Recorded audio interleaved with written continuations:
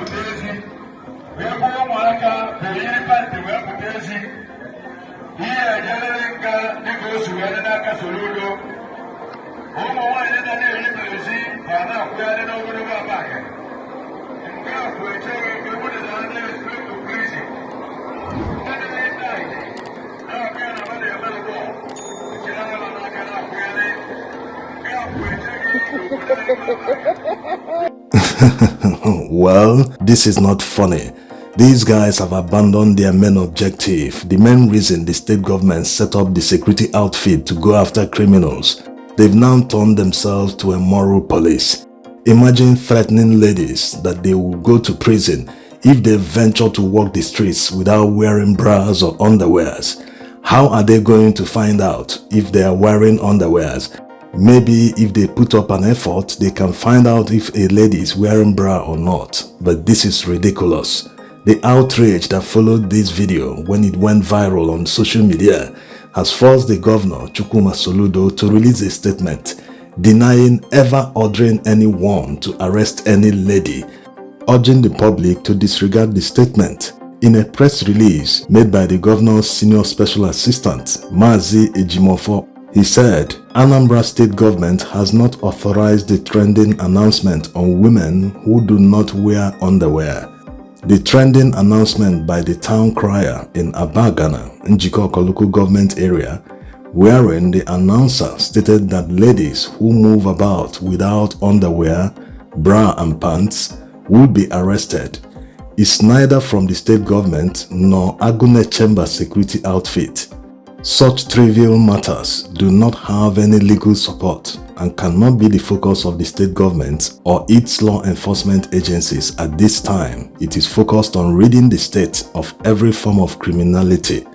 While this is not to encourage indecent dressing in our communities, it is important to make this clarification so as not to derail the focus of our law enforcement under any pretext. Kindly disregard any such distracting announcement and remember to continue supporting the security agencies with credible information on criminals around our communities. If you see something, say something. You see, people have a tendency to abuse their powers.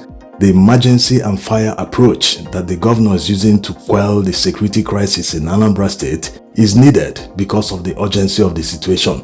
But he must also find a lasting solution to the security situation in Anambra. Anambra, over the years, since the 70s, has been experiencing one security issue or the other. In fact, residents of Onitsha over the years have taken it upon themselves to solve the security issues themselves. Back in the 70s, 1979 to be precise, there was a riot in Onitsha to uproot all these criminal elements. It wasn't as if these guys weren't known. They knew them. It was just that they became so powerful, they became untouchable, the police couldn't arrest them, they were operating like a mafia. But it reached a level that the traders and residents of Onitsha could no longer tolerate them. They had to take the laws into their hands. They staged a massive bloody riot and rounded up all the criminal elements. Many of them, they burnt their homes, they took the laws into their hands and did what? Secured their city at the end of the day. Despite the fact that the boy Soye, like he was called at the time, was very effective, but it didn't last because there was no continuity. If you want a safe society, you must keep eternal vigilance. Once you stop caring about insecurity, criminals will start rising again. They will start robbing people and terrorizing the society. So residents of Onitsha and environs endured another few years of massive insecurity till they said no, enough is enough. They staged another Boy Soye in the 80s. They staged another bloody riot that targeted all the criminals.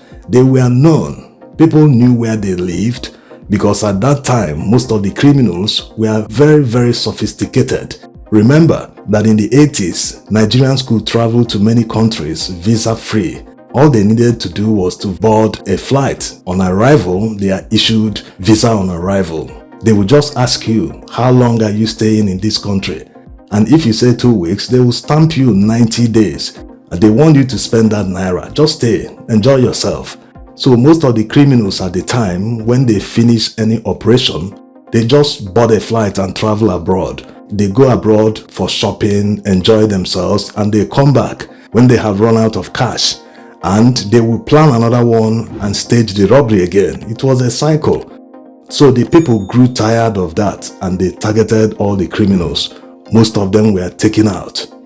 And some managed to escape. In fact, one man that escaped the first Boys Oye successfully ran away to Lagos. But several years after his escape, he was tried by the EFCC. The people that know the story will know the man in question. Let's leave it at that.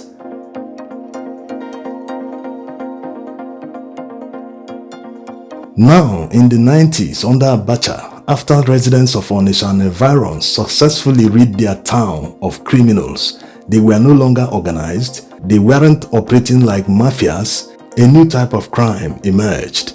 This time by young boys as young as 18, 20, early 20s.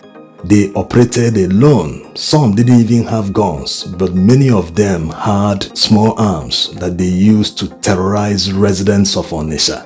These boys were very audacious. They operated even in broad daylight. They would stop someone along the streets, order the person to take off his shoes, his clothes. Once they see them as expensive, they will rob everything from the person and the person will run away only with his boxers. That's if he's lucky to escape with his life. The terror was so hard on Onitsha that at a time, people were afraid to leave their homes. It was so bad, these boys used to shoot people from a distance before coming to search their bags to see if it contained anything, not to talk of money.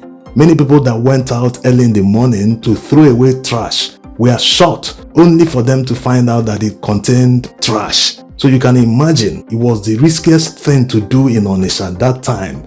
Going out early in the morning, you know, Onitsha being a commercial city, most people travel early in the morning to board buses to go around the country.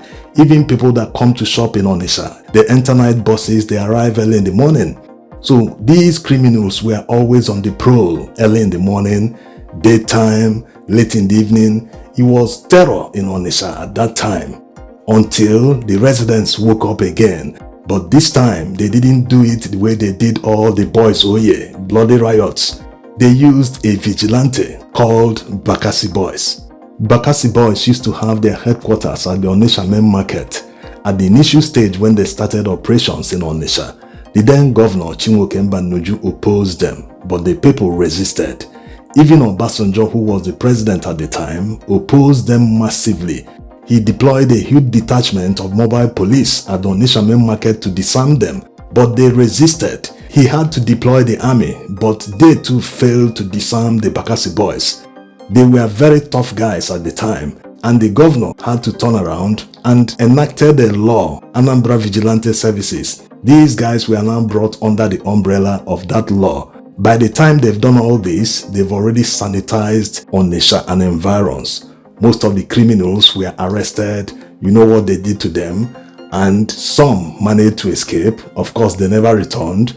From there up to today, it was that Anambra Vigilante Services law that brought about vigilante services in all the communities in Anambra State. The method employed by Bakassi Boys at that time was very crude, never seen before in Anambra. Of course, they started in Aba before they were invited in Anambra State, but they were very, very effective. Anambra became very peaceful for the better part of 12-15 years after they left. Until just a few years ago, these boys came back again. This time, hardened criminals involved in kidnapping, robberies, carjacking, all sorts of violent crimes. And the worst part is that they have camps in many forests in Anambra State. So now it has become an emergency situation because many have lost their lives, property. In fact, it is hurting business. Many people who would have loved to travel to Anambra State for leisure, for anything, family meeting, they wouldn't want to go because of the insecurity. So the reason for going back in history is to make it clear to the governor that he needs to find a permanent solution. Anambra people wouldn't be looking for a fire brigade approach every few years just to solve insecurity. No, there are many things he can do to find permanent solutions to the insecurity. Many are already blaming him for reacting very late.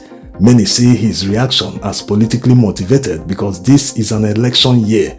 They are genuinely asking why he waited all along to set up this security outfit to fight the criminals, since the police or army can't seem to solve the problem. Anyway, no time is late. What he needs to do is to find solution. Anambra is not too big as a state. They need to set up surveillance. They don't even need military hardware. The surveillance they need is available off the shelf. They need to cover Anambra day and night. Surveillance. Whoever commits any crime should be traced immediately. They don't need to wait. The major deterrence to crime is the effectiveness of the police in catching the criminal. When a criminal finds out that, hey, I can't escape if I commit this crime. Look at the last 10 people that tried to commit this type of crime I want to commit. All of them were caught. That alone will make the criminal think twice. But in the situation in Anambra, criminals commit crimes in broad daylight and get away with it. It shouldn't be happening. If there is adequate surveillance and standby force that is available 24 hours, once people report a crime, they are chased. Even if it takes 2 weeks, they must continue chasing them till they are caught. So Soludo needs to give them all they need, all the equipment. If they need armored personnel carriers, he needs to provide them. And most importantly, they need to be well trained, including the police, the army, all security agencies that are involved. They need to be better trained to be able to execute their job description. Thanks for watching.